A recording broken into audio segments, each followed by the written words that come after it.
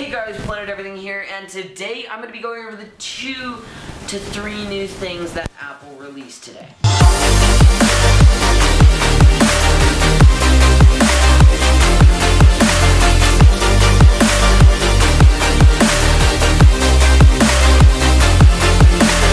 So the first thing, I'm just going to get right into it, is the Apple Watch Series 4. Now we expected this to come out. One comes out pretty much every September ever since the Series 1, and the reason I like this watch is because of the fact that it can gauge if you fall.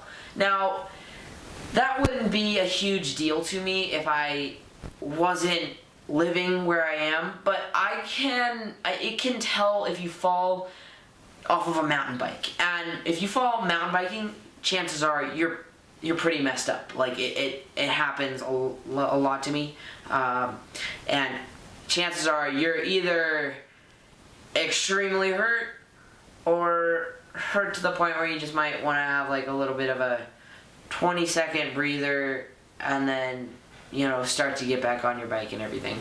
Now that's cool and all, but they said that after 60 seconds of immobility and completely not moving at all, it will call the paramedics and alert your emergency contacts of your last known location. That's an issue for me, because there are plenty of times where I don't move for a good minute or two when I'm either skiing or mountain biking, and that would call the paramedics and alert my emergency contacts that I may be in serious danger. Now, I don't think that can be turned off. If it is, if that's a possibility to be turned off, then I would like that. I would like to do that when I go skiing. But for mountain biking, generally I'm moving around after the crash pretty soon. But for skiing, sometimes you fall on your back and you get the wind knocked out of you. It takes like 3 to 5 minutes to recover. Now, if that happens, I'm not 100% sure if I can stop my watch from calling, because it would start like doing its little weep weep like sirens, and then I would try to turn it off, but I have gloves on and a jacket on when I'm skiing, so that's kind of difficult to get there in time. So I would hope that there's a possibility I could turn that off when I'm skiing. But yeah, that's the falling part of the Apple Watch. I like that part. It's cool. And then they've got a special screen. It's bigger. It's a bigger screen. It's less weight than the previous Apple Watches, and it's got a pretty cool feature on it, an ECG. An ECG is a heart monitor, and they put electrodes around this little spot on the back of your watch. Now, what those electrodes can do is they can tell the electric status of your heart, like the energy that your heart is emitting and using, and it makes an ECG chart, which you've probably seen in hospitals, and like it goes, with the waves and everything. But you can send a picture of that to your doctor and save it to your phone if you'd like. There's a lot of cool things like that, but I personally don't think I need an ECG on a watch, but it would be helpful for people with heart problems, or maybe if you don't know you have heart problems, this will find that out. It can tell you, and it will alert you if you have a slower heart rate than normal, or certain things like that. Now that doesn't exactly help me that much, but it is a very large factor for many people. For the iPhones are kind of a jumble. Good news is that there are no more home buttons, and that all of them look like the X now. A lot of people think that that's not good news.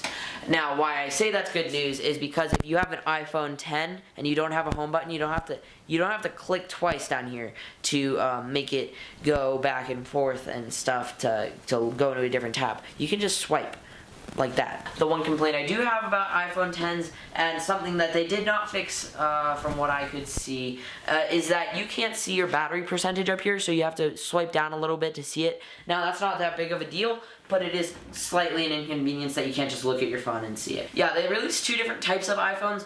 An iPhone 10s and an iPhone XS Max, an iPhone XSR.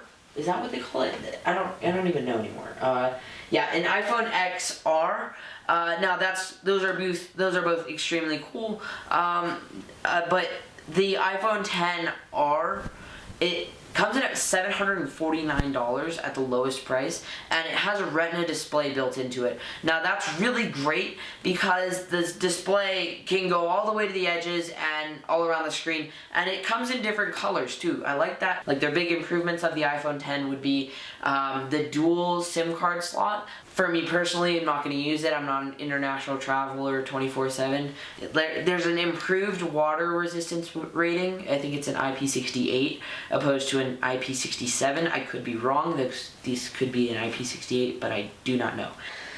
Another improvement is the A12 chip that is supposedly 1/3 of the times faster than an iPhone X, and they have made that. They said it's like a step up from like 240 billion processes a second to 3 trillion.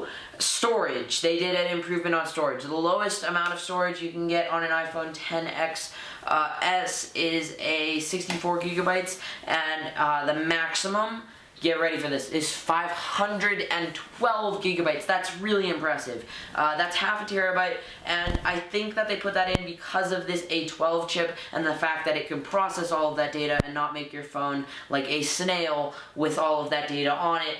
And that's really impressive and super cool, but who is going to be storing half a terabyte of things on their phone? I don't know who would need that, but I'm sure somebody would. Now, there are other things, and if you would like to see all of the minor details and not an abbreviated version of this Apple keynote, then feel free to go over to apple.com and find their keynote from September of 2018.